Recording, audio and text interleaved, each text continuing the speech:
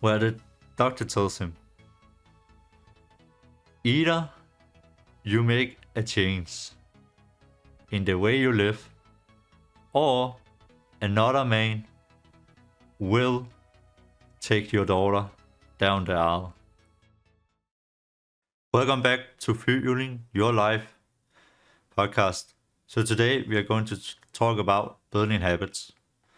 So first, what is a habit? Habit is basically when our brain is taking something that we do, an action, a process that we are doing, and put it into our more subconscious mind so we can do it without thinking about it. So we spot the thing that it kind of activates this, and then we can get our reward. So it's easier to remember. Because you don't want to be conscious about everything, and it also goes back to when we were hunter gatherers. You couldn't you don't want to spend so much time and energy on remembering, okay, where is the apple tree? You just want to see, oh, that's the bush, then I go to the right here. Then you just know it instinctively that you have to go to the right. But in today's society,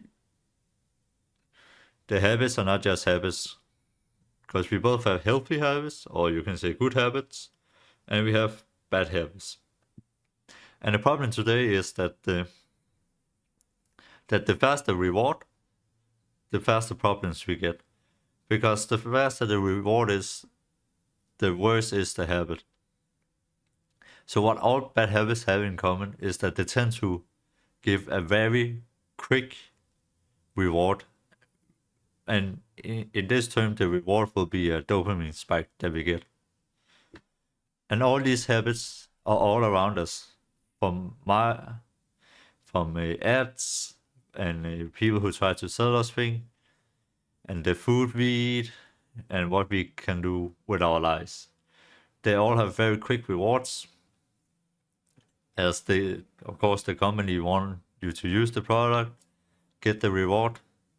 So we're constantly stimulated to dopamine spikes. And it can also be hard to get rid of, and that's where the bad habits, they stick. And then it comes in while the good and more healthy habits, they are harder to stick to, because it usually takes minimum a month before you see the benefit, because you have to be consistent with it. So for example, brushing your teeth one time doesn't do anything, but brushing your teeth every single day will actually do something. And that's the thing with the good habits, is that you have to do them constantly to see the benefit. It will just take a while. And I know this for myself. When I began to eat more healthy, it took 14 days before I noticed a difference, where I actually had a drop in my energy level. And it took me 14 more days, so up to a month, before I got all my energy back, and even saw the benefit of feeling way better, have way more energy than before. But there was still this missing, that, sometimes you still wanted to eat maybe some candy, but then in this process, then I will eat some candy, and then oh no. And you can feel the bad feeling, actually the consequences of all these bad habits, when you start developing the good habits. But we will get more into that. But the same goes not only for what you eat, but also for fitness. Because when you start training, go to the gym one time doesn't do anything. Go to the gym maybe 3 times a week for a month, then you will start seeing some progress. You will start seeing some more muscle definition, and you will start being stronger. And yeah, going back to it, also in another thing with my diet, it was that I end up identify, all of a sudden I developed this habit of eating bread and butter, because I was craving butter, as I was lacking vitamin K. And what I actually did, so I tried in the beginning just to get rid of the habit, stop it. cold turkey, as everyone will do. But actually, I kept going back to it, and it was making it so difficult too. So what I actually ended up doing was that I managed to identify what was the real problem. The real problem was that I was lacking vitamin K, which was the thing I was craving. And the same goes for other things. If you're smoking, if you maybe are drinking, or any other bad habits, what is it?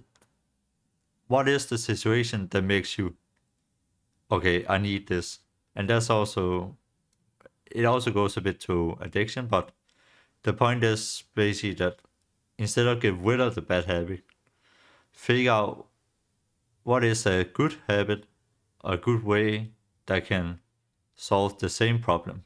So for me, where could I otherwise find vitamin K? And I could find that in, for example, liver. So I began to eat more chicken liver and eat it more regularly, which then over time, so it took some time because I have to fill it very up, but it took some time, and then all of a sudden, in the matter of a week or two, I eating it more consistently every single day, then I start filling up my body with vitamin K, and then all of a sudden, the craving disappeared. The more like self control to stop eating bread and butter got in, and I could better manage it. I still sometimes had afterwards where I will do it, but I began to better manage it and just could roll it out. As now I have this good habit that I developed and just waited for it coming with the good effect to take over. And the same goes if maybe let's say you're smoking. So what are the reasons you smoke? You have to figure out. Are you stressed? Do you want to smoke when you are stressed? Then you maybe start smoking. Can you find another way that can help you relieve that stress? So when you feel stressed, that's a thing you try to do. Or instead of maybe waiting for you to get to that point, then just try to set some time for a week or 2 weeks and do it every day to get this relief. And then you can slowly roll out the cigarettes and start smoking as you get better to manage your stress level. But there will also, of course, you might also, in some cases, have this addiction problem, and that's something otherwise you also have to work on. But there is still a combination that you also develop the bad habit of, oh yeah, I'm used to smoking in the morning, so you automatically just hit for that, which you also have to break, and then the the addiction problem in itself. So in my journey also to understand habits, I read about habits a lot, how you build them, and I come across James Clear. He has a book called Atomic Habits, where he outlines 4 principles that can help us understand better how we are building a habit. So it's 4 steps: make make it visible, make it easy, start small, make it attractive. So make it visible means that you have to make it. You have to be able to see it. If you want to eat more fruit, you cannot just put it in the cupboard where you can see it. Put it out on the table where you can see it. You pass by it. If you want to start working out, put the clothes on the floor in the morning, or maybe a small table where it will be the first thing you see. So it's unavoidable. You cannot hide it. You have to look at it, and so you will start thinking about, oh, I have to work out. So that's a way to make it very easy. So, or make it visible. Make it easy. Get kind of says in the work is that You want to reduce the friction for you to do it. So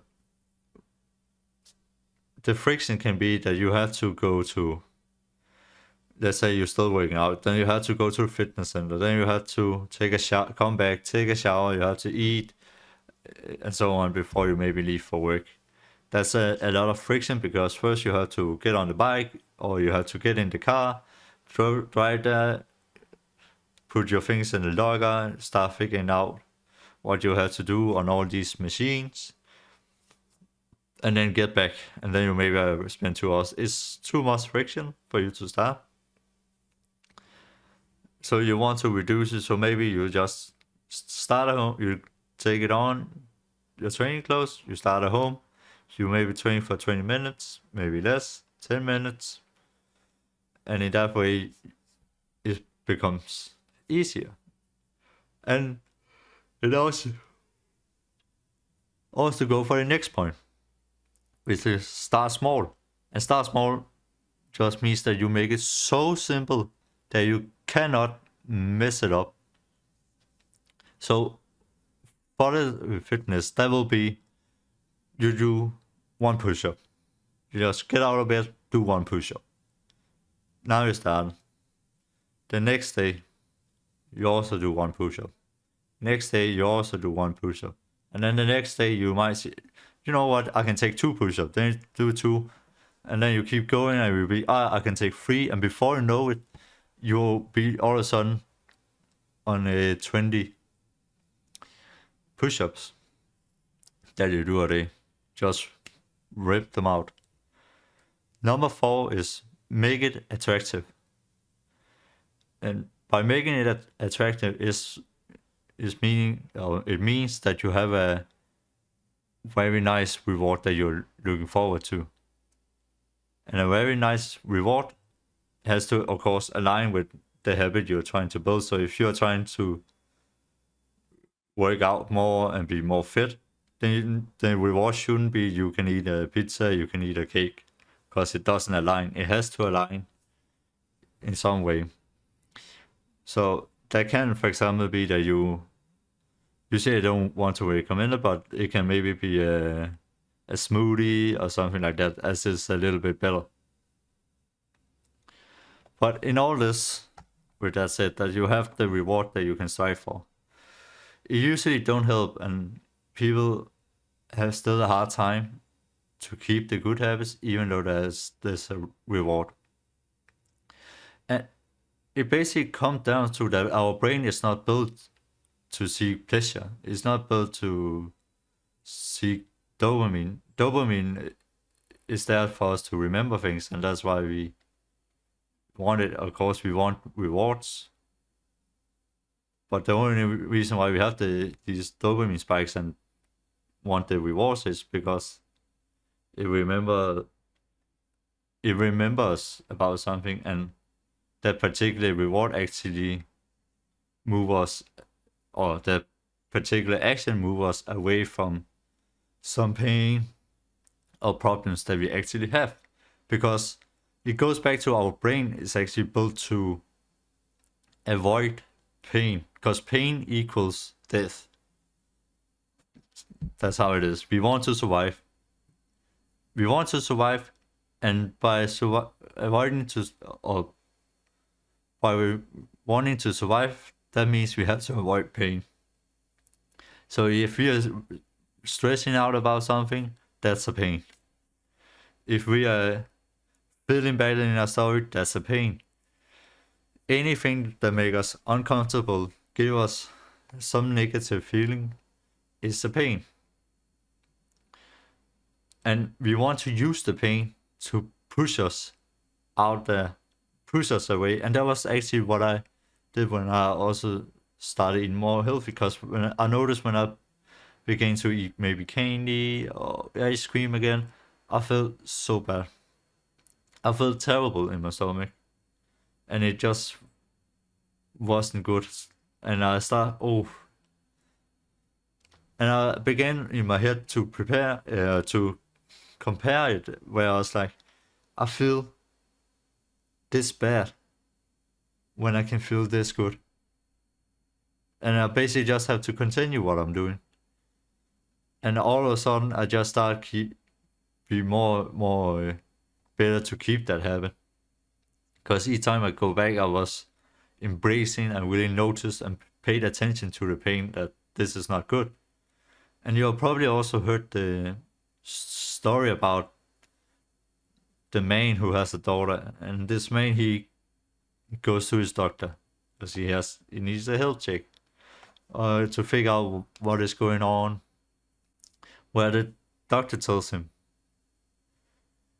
either you make a change in the way you live, or another man will take your daughter down the aisle when she is getting married. And as a man, as every man, you of course want to be the man. You want to be powerful, and you want to take care of the woman in your life, and especially when it comes to your daughter's marriage, it's a very honorable thing to do that you can take down the aisle. So this man, he has to start changing his lifestyle. So otherwise he will not be in that position. And you, as a man, it will... The pain of having another man do it is 10 times worse. So it creates the whole motivation to just keep doing it. Go out there and start doing it and make the actual change, even though it might be difficult. And that is simply how you build a habit. Is don't try to get rid of it. You need to identify, okay, why do I have the habit? Have this habit? When does this habit trigger? And what is it that I'm actually seeking to get? Because, for example, if you're craving sugar or craving candy, then it might be you lacking energy. So where does this come from? You need more sleep. You need to maybe eat better, eat some bananas, and then start slowly and surely add in a good habit at a time where you are in control. You have the self-control to manage the new habit and add it in, and then you will slowly drift out the bad one. So that was it for today. How you can build a habit. Embrace the fucking pain. Change your life for the better. Embrace the good habits. It's worth it. You feel so much better. You have so much more energy. You feel in such a surplus. Every day will be a 10 out of 10. But it also takes its time. So be patient. Take it slow. Small steps. That's how we do it. Coach Jesper is out. This is Fueling Your Life podcast.